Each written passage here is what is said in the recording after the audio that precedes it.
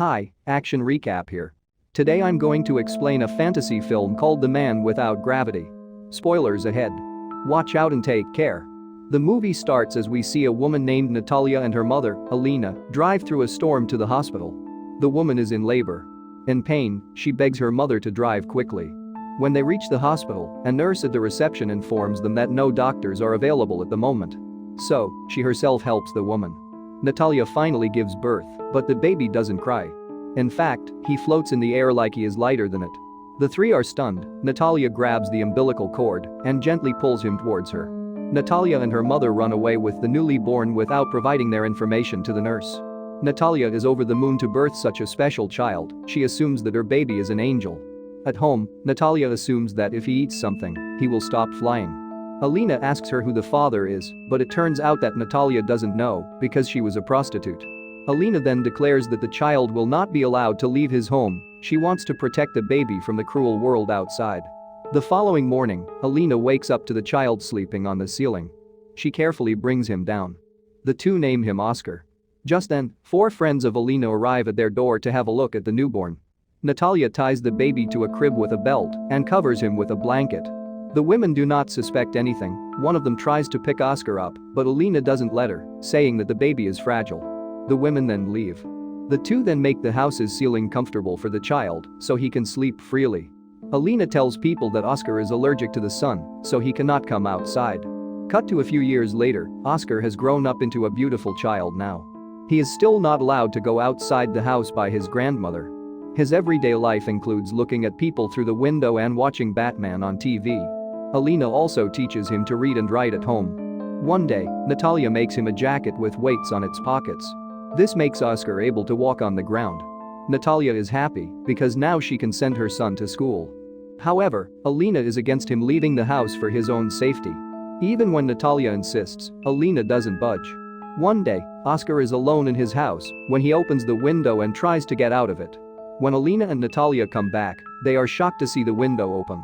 Initially, they thought Oscar had run away from home, but apparently, Oscar's jacket had fallen off him and he was stuck in the ceiling.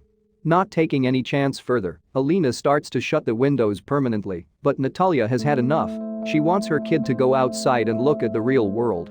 She fights with her mother and takes Oscar outside that night. While on their walk, she tells him to keep his power a secret, to keep himself safe from the bad guys. He limps while walking, as he hasn't walked that much in life. That day onwards, Natalia starts to take him out every day in his jacket. They walk hand in hand. Natalia even teaches him to walk better. One day, Natalia and Oscar are shopping when she leaves Oscar outside a store. While he waits, he bumps into a little girl named Agata and drops her groceries. The little girl is mad at him and asks him to help her carry the groceries to her house. At first, Oscar hesitates, but then he agrees to help her carry bottles. The two walk away from the store. They talk about several different things on their way. After they walk for a while, Oscar is tired because of the weights in his pockets, so he throws them out. The weight of the bottles keeps him on the ground. But when they reach Agata's home, she asks him for the bottles. Knowing that he will fly away without them, Oscar refuses. The two tug the bottles and eventually drop them. Since the weights are gone, Oscar flies up, but thankfully is stopped by a roof. The little girl assumes that he is a superhero and watches him in awe. She gives him her backpack so that he can stay on the ground and promises to not tell anyone. Natalia is at home, worried to death about her son. Just then, he comes home running. He tells his mother about his new friend. When asked if she knows about Oscar's powers, he lies and says that she doesn't. From the following day, Agata and Oscar play together. She comes to Oscar's every day for playdates. One day, Agata's grandmother brings her over. As Natalia and she talk, Natalia realizes that Agata knows about Oscar's abilities, so she doesn't allow Oscar to play with her from the next day. Agata visits Oscar's house every day, but Natalia always makes up an excuse to send her away. One day, Agata brings her grandmother to Oscar's. Natalia dismisses them, saying that Oscar has to do homework, but Agata reveals that Oscar doesn't go to school. The grandmother, along with other ladies in the town, calls the police to Natalia's house. They demand Natalia and Alina to admit Oscar to a school. The two agree. It is now Oscar's first day at school. Natalia takes him in, but realizes that the kids are supposed to keep their backpacks and overcoats outside. Saddened, she brings him back to the car, and they come back home. They finally decide to move to a remote town to avoid anyone checking on Oscar's condition. Cut to a few years later, Oscar is all grown up now. Alina had passed away. The mother and the son have moved to the mountains and live a normal life there. Oscar always has his backpack with him. One day, Oscar sees an advertisement on the TV about a talent show. The announcer urges everyone with a unique talent to audition for the show. He wants to take part in the show to showcase his talent, so he decides to leave the town without telling his mother. A few days later, Oscar is at the talent show, where he shows everyone his flying abilities. Everyone is amazed. Some assume that Oscar is an angel. Oscar attracts the attention of a talent scout named David, who offers Oscar to be a celebrity. David tells him that he will be called to TV shows to showcase his talent. Oscar's biggest dream is to have a book written about him, and David promises to make that happen. Without hesitation, Oscar signs a contract with David. Then David gives him the title A Man Without Gravity as his stage name. After signing the contract, David gives him a luxurious house as a gift.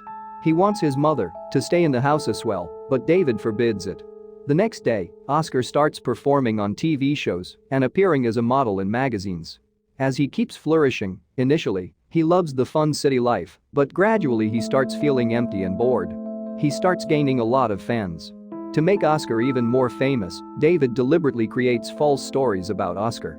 He even makes a museum about Oscar, where he displays random items as his belongings to profit off them. Later, Oscar protests about the media spreading false information about him. He doesn't want to live his life like this anymore. He is bored of the celebrity's life, so he asks David to terminate the contract.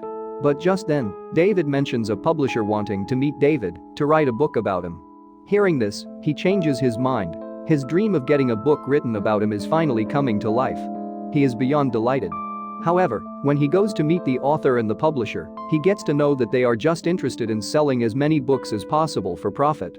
They want to exaggerate his life story, painting him as extremely poor in his childhood and adding false stories. Hearing this, Oscar refuses to work with the publisher. The following day, David invites Oscar's mother over because he knows Oscar misses her. She arrives to a party going on at Oscar's home. Natalia has brought motivational quotes Oscar used to collect back home. Natalia is delighted to see her son, but Oscar is visibly sad. The next day, Oscar makes a mistake while appearing on a live TV broadcast. David is furious at him. Oscar reveals that he doesn't want to be the man without gravity anymore. He asks David to fake his death so he can live a peaceful life. The news spreads like wildfire. Everyone talks about Oscar's death. Journalists come to Oscar's house every day to try and interview his mother. Days pass, and Oscar has changed his identity to Desky. He changes his appearance and pretends to be handicapped so he can tie himself to a wheelchair when going outside. Desky is now working as a receptionist at a hotel famous for prostitutes. One Christmas Eve, every room is empty except for one. Desky goes to check on the person in the room. He finds the new prostitute there, who tells him everything is fine. As he is about to leave, the woman calls Desky by his real name, Oscar. Oscar is surprised. As it turns out that the woman is Agata. She has started working as a prostitute. They are very happy to finally meet again. The next day, they go on a date and talk about many things from their past. At night they come back to Oscar's room and have sex. They actually love each other, but Agatha still hesitates to accept Oscar's love because of her profession. They get into a huge fight about the situation and Oscar leaves. The next day, Oscar goes back to his old town to see that the place has been deserted. The museum they opened to display Oscar's belongings has been closed too. He goes inside his old house and stays there for a while when suddenly someone knocks on the door. It is Agata dressed as her younger self. Seeing her like that, Oscar smiles. Cut to a few years later, Oscar and Agata are married and live in Oscar's childhood home. Agata is pregnant with their child. Oscar has started working as a window cleaner. The movie ends as we see Oscar dresses up as Batman, cleaning a skyscraper's window. He is living his childhood dream. Subscribe for more videos like this, turn on notifications, and leave a like to help the channel out. Thank you for watching.